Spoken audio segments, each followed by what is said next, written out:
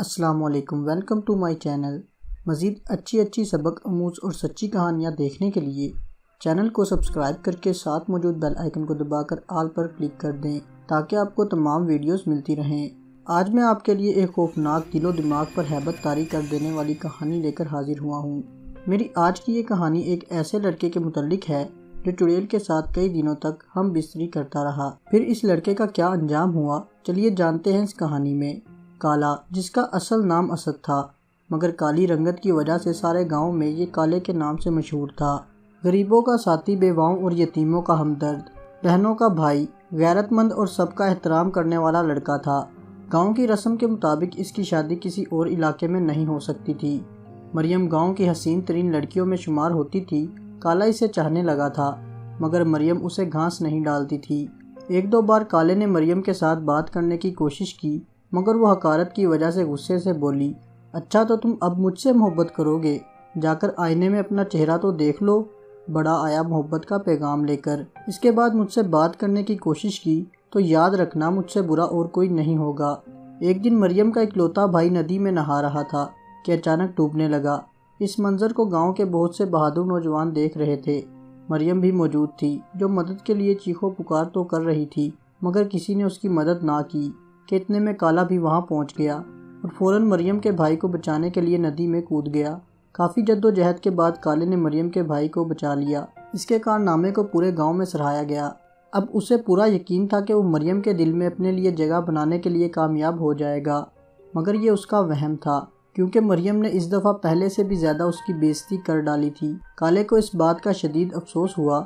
اسے احساس محرومی اور احساس کمتری نے آن گھیر لیا اور وہ اپنی زمینوں پر بنی حویلی، جو گاؤں سے کافی فاصلے پر تھی، اس میں رہنے لگا۔ سارا دن فصلوں میں کام کرتا۔ اب وہ اکثر پریشان اور کھویا سا رہنے لگا۔ گھنٹوں غمگین گانے سنتا۔ گرمی کے موسم ایک شام ٹھنڈی ہوا چلنے لگی۔ آسمان پر گہرے بادل چھا گئے۔ ہلکی بوندا باندی کے بعد تیز بارش شروع ہو گئی۔ کالے کو ایسا موسم بہت پسند تھا۔ انسان جب اندر سے خوش نہ ہو، باہر کا موسم اس کے لیے کوئی اہمیت نہیں رکھتا۔ وہ سونے کی تیاری کر رہا تھا کہ اچانک دروازے پر دستخط ہوئی۔ وہ بھی حیران ہوا کہ اتنی تیز بارش میں کون ہو سکتا ہے۔ اس نے حیرانگی سے دروازہ کھول دیا۔ سامنے ایک حسین و جمیل لڑکی کھڑی تھی، سرخ پھولدار کپڑوں میں ملبوس اور بارش سے بھیگی ہوئی تھی۔ کالا اسے مسلسل تک رہا تھا۔ پھر وہ حسینہ خاموشی توڑتے ہوئے بولی، کیا مجھے اندر آنے کا نہیں بولو گے؟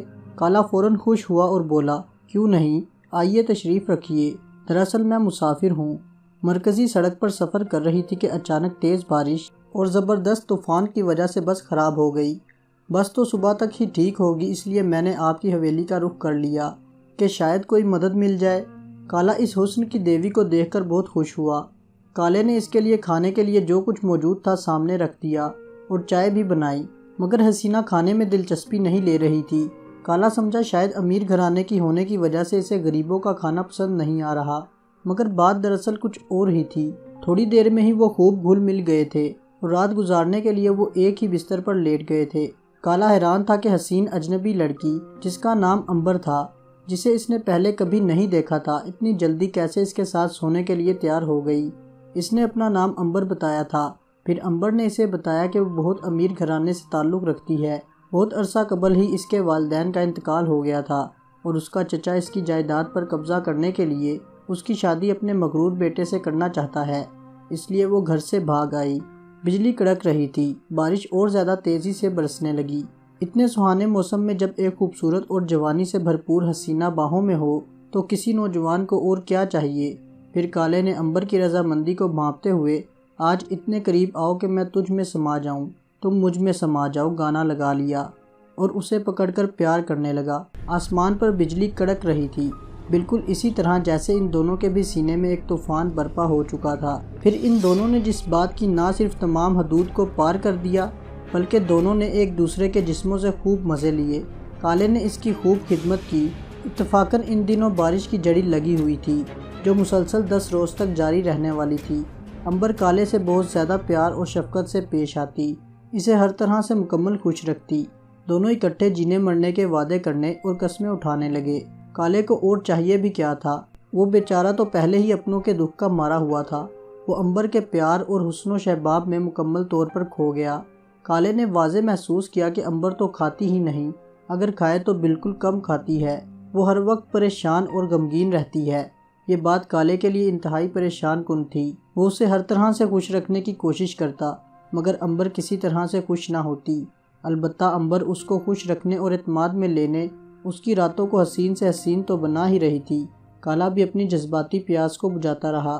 کالا ہر حال میں اپنی محبوبہ کو خوش دیکھنا چاہتا تھا۔ اس نے امبر کو اپنی قسم دے کر پوچھا کہ آخر معاملہ کیا ہے۔ تب امبر نے کچھ ایسا کہہ ڈالا جس کا کالے نے تصور تک نہیں کیا ہوگا۔ وہ بولی، میری جان، میرے دلبر، مجھے غلط نہ سمجھنا۔ دراصل میرا تعلق ایک آدم خور اسیبی قبیلے سے ہے اور ہماری خوراک انسانی گوشت اور خون ہے، اور پچھلے 1 ہفتے سے مجھے میری خوراک نہیں مل رہی، اس لیے میرا سارا جسم ٹوٹ رہا ہے اور دل گھبرا رہا ہے۔ اگر کچھ دن اور مجھے خوراک نہ ملی تو میں مر جاؤں گی۔ پہلے تو کالا اس کی حقیقت جان کر پریشان ہوا، مگر اتنی مشکل سے تو اسے کوئی چاہنے والی ملی تھی۔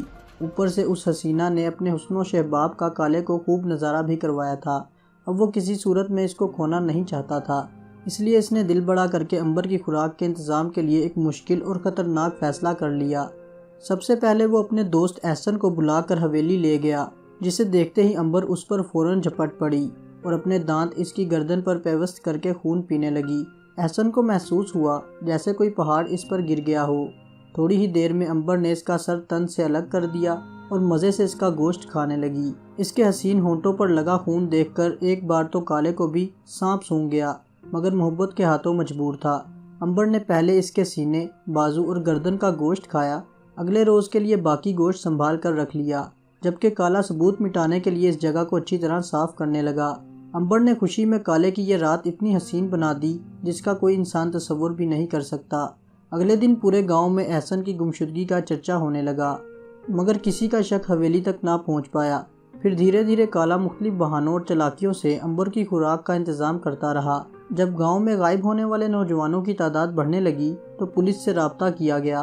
حیرت انگیز طور پر امبر نوجوانوں کا خون پیتی اور گوشت کھاتی۔ پولیس اور گاؤں والوں نے اس بات کو حل کرنے کے لیے ہر ممکن کوشش کی، مگر کوئی حل نہ نکلا۔ پولیس نے اس مسئلے کو حل کرنے کے لیے پورے گاؤں میں سخت پہرا لگا دیا۔ اس صورتحال میں امبر کی حالت خراب ہو گئی اور وہ بہت پریشان رہنے لگی۔ کالا چاہتے ہوئے بھی اس کی کوئی مدد نہیں کر سکا۔ خوراک کی ناموجودگی کی وجہ سے امبر کا انگ انگ ٹوٹ رہا تھا، خوبصورت چہرہ مرجھانے لگا۔ کالا امبر سے عشق کی حد تک محبت کرنے لگا۔ امبر کی خراب ہوتی حالت کالے سے نہ دیکھی جاتی تھی۔ پھر بہت چالاکی سے وہ ایک اور شکار لانے میں کامیاب ہو گیا اور امبر نے اس کا خون پینے کے بعد تھوڑا تھوڑا گوشت کھانے پر اتفاق کیا۔ دوسری طرف پہرے میں مزید سختی کر دی گئی، حتیٰ کہ حویلی کے سامنے کچھ پولیس والے کھڑے کر دیے گئے۔ حالت بہت خراب ہونے لگی۔ کالا مکمل طور پر بے بس ہو گیا۔ امبر کو خوراک نہ ملنے کی وجہ سے بہت برا حال ہو گیا تھا۔ کمزوری اور بھوک کی وجہ سے وہ بیڈ پر لیٹ گئی، یہاں تک کہ اس سے بولا بھی نہیں جاتا تھا۔ کالا اس کے پاس بیٹھ کر تسلیاں دیتا رہتا، میری جان صبر کرو، بس چند دنوں کی بات ہے، حالات ٹھیک ہو جائیں گے اور میں پھر سے پہلے کی طرح تمہاری خوراک مہیا کرتا رہوں گا۔ پولیس کا کہنا تھا وہ تب تک آرام سے نہیں بیٹھیں گے جب تک اس مسئلے کو حل نہیں کر لیں گے، مگر امبر کی بے چینی اور نشہ اور بھوک حد سے زیادہ بڑھنے لگی۔ کالا اس کے نرم ملائم بالوں اور چہرے پر ہاتھ پھیرتا اور تسلیاں دیتا۔ آدھی رات تک امبر نے صبر سے کام لیا، لیکن جب نشہ حد سے زیادہ تنگ کرنے لگا تو اس نے ایک فیصلہ کیا جو غیر مناسب تھا۔ اس نے پہلے تو اپنے تیز نوکیلے دانت کالے کی گردن میں پیوست کر دیے تو کالا درد سے تڑپنے لگا اور اٹھنے کی کوشش کرنے لگا، مگر اپنی محبوبہ کی طاقتور باہوں سے آزاد ہونے میں کامیاب نہ ہو سکا۔ تھوڑی دیر تڑپنے کے بعد وہ ٹھنڈا ہو گیا۔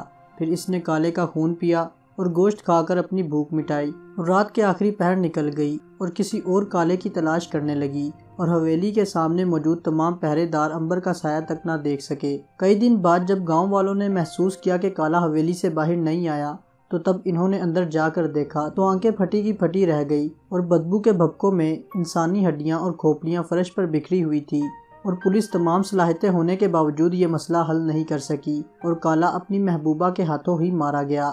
دوستو، اس کہانی میں آپ کو ایک سبق سیکھنے کو ملا ہوگا کہ جو کوئی انسان کسی کے ساتھ برا کرتا ہے تو آگے جا کر اس کے ساتھ بھی برا ہی ہوتا ہے۔ امید ہے کہ آپ کو ہماری یہ کہانی پسند آئی ہوگی۔ مزید اچھی سبق آموز اور سچی کہانیوں کے لیے چینل کو سبسکرائب کر کے بیل آئیکن دبا دیں۔ ملتے ہیں کسی نئی ویڈیو میں۔ اللہ حافظ۔